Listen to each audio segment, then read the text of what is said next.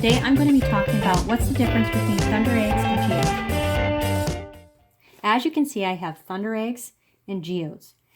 Ways in which you can see the difference between the geode and then the thunder egg. Throughout the video, I'm going to give you some information as well that I got off the internet so that you can better understand what's going on. So to start with, I'm going to talk about thunder eggs. This is a thunder egg. This is what you typically dig up out of the ground here in Oregon. Thunder eggs are typically found with solid or near solid cores of agate, whereas geodes are relatively hollow inside with thinner layers of quartz crystals. Is a thunder egg a geode? A thunder egg is a nodule-like rock, similar to a filled geode that is formed within rhyolite volcanic ash layers. What does rhyolite mean? A pale, fine-grained volcanic rock of granite composition. Thunder eggs are rough spheres ranging from very small ones to ones that could barely fit in the back of the trunk of your car. They form in lava from the action of water percolating through the porous rocks carrying silica in solution.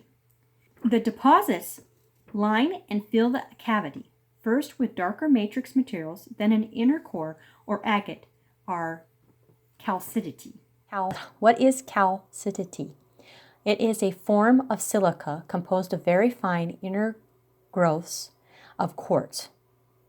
Calcidity has a waxy luster and may be translucent.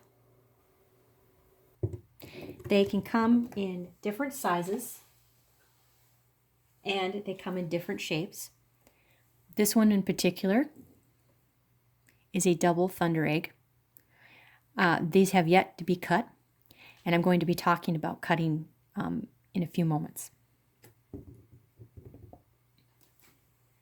This one here, as you can see, it matches up,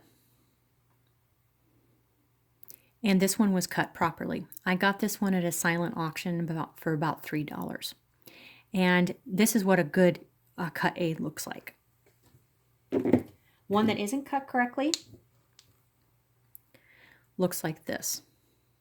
And the reason this one happens is because you need a special device, kind of like my hand, that will hold it in place while you stick it in front of the blade and it cuts it. But at the lapidary that I go to, they do not have this particular tool to hold the thunder egg. So I'm going to show you now, when you cut them, this is what you can find inside a thunder egg. Now this is one of the more prettier thunder eggs. This one here was one that I don't even remember where I got it. It was just part of my class. I just brought it in. I had gotten it at a rock show, and they went ahead and cut it, and this is how it turned out. Now when you cut these, they don't look like this when you cut them. They're not nice and shiny and polished like this.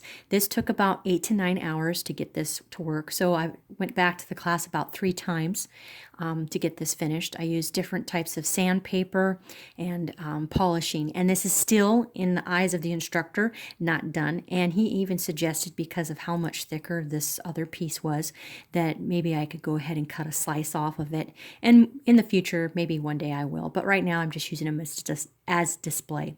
And I do like these a lot because of the fact that they do have a little bit of crystal, as you can see right there. And I like that they almost look like the ocean, like if you were coming out of a cave.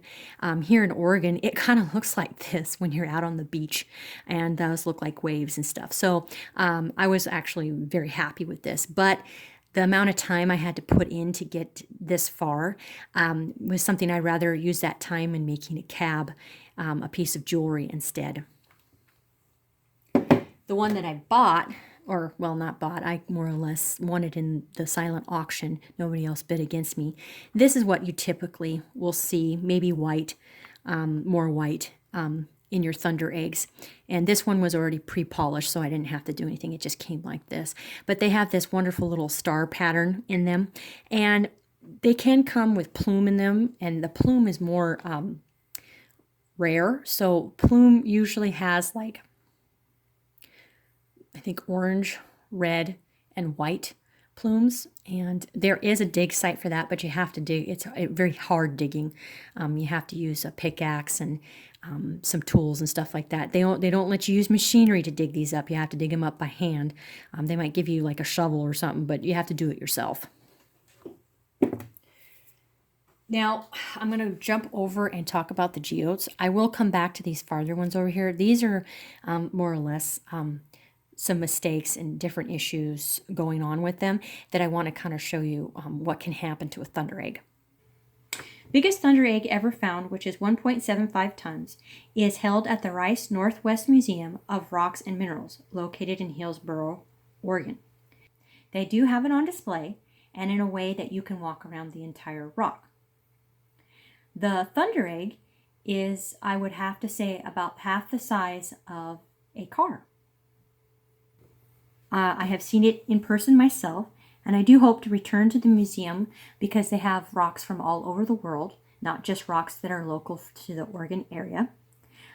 This place is interesting because it houses, because the house is from 1950s, and they took the garage and turned it into a gift shop.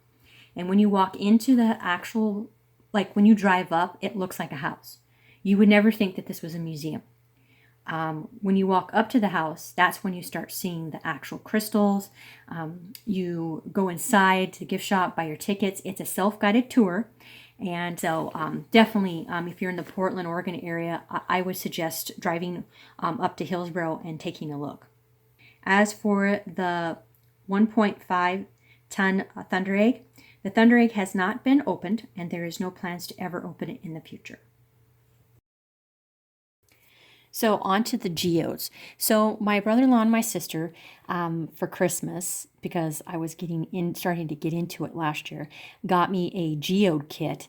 I think it was National Discovery or something like that. And they sent me some geodes, and that would be all of this here. And I've watched some videos, and they say, oh, the way to find a geode is it's super light, and that, you know, it should crack fairly easily with a hammer and a chisel, or hammer and a screwdriver, and you should be able to open it up. Unfortunately, they forget to mention that some geodes are solid. And what I mean by solid, this is solid. This is a geode. This one here is pre-polished and everything, and I bought this at a store and everything. But this one right here this is a geode. Now, these ones here, as you can see, I tried taking a hammer too. This is before I read up really, but I watched a couple videos and saw some people, you know, breaking them open with a hammer and eventually got them open. But this right here, this isn't working. I'm going to have to take this into the lapidary and then go ahead and cut it in half. And it could be a lot of neat crystals inside, but it's heavy like a rock. If I threw this at a windshield, it'd break right through the windshield. So I went and tested all these other ones that they sent in the package. All of these are hard. So I'm going to have to go ahead and cut them open. Now, there's a possibility with like this one in particular. I could cut it, and it could have some solid and some crystal in it. So you never know. It's kind of light and it's kind of heavy at the same time. Unfortunately, I feel this one's going to be just solid all the way through. It's pretty heavy. Now, they did give me some geodes that do have some stuff in them, and I'm going to show you here. This one was hollow and very easy for me to open up. A couple hits and it opened right away. And you can hear the little tinkling of like crystal inside there. It's very light. If I threw this at a wall, it'd shatter. If I threw it at a windshield, it might maybe scratch the windshield, but it wouldn't break. This actually would break before it would be able to break a windshield. Just to kind of give you an idea. I could stick this on the ground, step on it, and it would smash into a million pieces. But as you can see, it's quite pretty. You can't tell in the camera, but there's a slight pinkness to the crystals, and I'm not sure why that does that. I have another one over here that I opened, and I noticed it has a slight pinkness. So I don't know if it because air got to it, that it slightly changes the color of the crystal a little bit. It's some reading up I'm going to have to do to see what happens. And here's another one that broke, and it was a more solid one. This piece here was actually to this one, and as you can see, there's crystal in there, and you think, oh, maybe there might be more. Well, I glued this back together. It's completely solid, so I went ahead and just kept it like this because at least I can see some crystal, and it's pretty. But it's hit or miss with your geodes and with your thunder eggs. Sometimes you'll get and I'll talk about that next in a few minutes, how you can get a thunder egg that's a dud. So this one here in particular, I made a YouTube video about it and how to open it. This one here is actually from Australia. And most of these geodes you're seeing here are not from the United States. They're either from Australia, I think Mexico or Brazil. And these ones here were in a package that I got in a kid's kit, and so I have no clue where they're from. But I wanted to show you, this is my Australian one that I did. And you can watch the video on my YouTube page, and I'll show you all the tools you need and how to open it up. This was about $4 and a pound, and I paid about $6 for this. Now, this isn't the whole thing. I have two more pieces. This was actually like the lid, the top of it, and this popped off, and I just decided to bring this up so that you can go ahead and see it. Now, this one here, I got at a garage sale about 2 weeks ago. I'm not sure where it comes from, but this is a geode, and it has a lot of nice clusters in it. It's mostly gray inside, and it has on the edge over here the slight pinking. So I don't know why it's a little bit pink here, but then the rest of it's all gray. So I don't know if that's just that's the part where it first hit the air. But it's almost the exact same color of pink as what I got on my stones over here. And I didn't open this one. This one here is what, when you think of a geode, a lot of the time, if you Google geodes, they don't usually show you the tiny little crystals like that. They usually will show you this with the banding, or when you see them pre-dyed, the hot pink and the blue. They grow them. They can grow them that way, or they go ahead and artificially dye them. And a lot of stones that you find these days, some of them, the more they're brightly colored, those are man-made grown ones. And there's a lot of YouTube videos out there on how to actually grow your own crystals, which I'm going to eventually do a video on how to grow a crystal. I got, again, for my birthday, a crystal growing kit that I'm going to try and see if I can grow my own crystals. But this one here, I would believe it's from Mexico. I paid about $10 for it. And the reason I picked it up, I liked it because of the fact that it was nicely polished on the front. But then I also could go to the back and have this. And I think that is really neat that I could have both. So I have this really neat crystal matrix going on, and then I have this nice smooth. So if I get bored, I can have it this way, and if I want it this way, it just depends on my mood. Now, the last geode I'm going to talk about, I paid about $24 for. I believe he said it was from Brazil, but I may be wrong. It could be from Mexico. So this one here, it is heavy, and it's not fully crystal, as you can see. So it kind of gives you an idea. This is what you see on the outside, and this is what was inside. And it has some really pretty banding on here. That's kind of like a burgundy, and then it kind of goes into like a gray, and then like a really dark black, blue-black kind of gray. And in here, this is a kind of a light gray, then it goes into kind of a purple almost, and then orange right in here a little bit. But I think it's really pretty, and this texture here is like rough sandpaper, but I just think it was really pretty. I was surprised I got it for that price. I think he could sell it for that price because there's the cracks in it. Usually if it was a complete one and it didn't have any cracks or damages to it, this would probably be about a $60 to $70 rock. So I was so happy that I was able to get this. How is a geode formed? Geodes are created in hollow areas of soil, such as animal burrows or tree roots.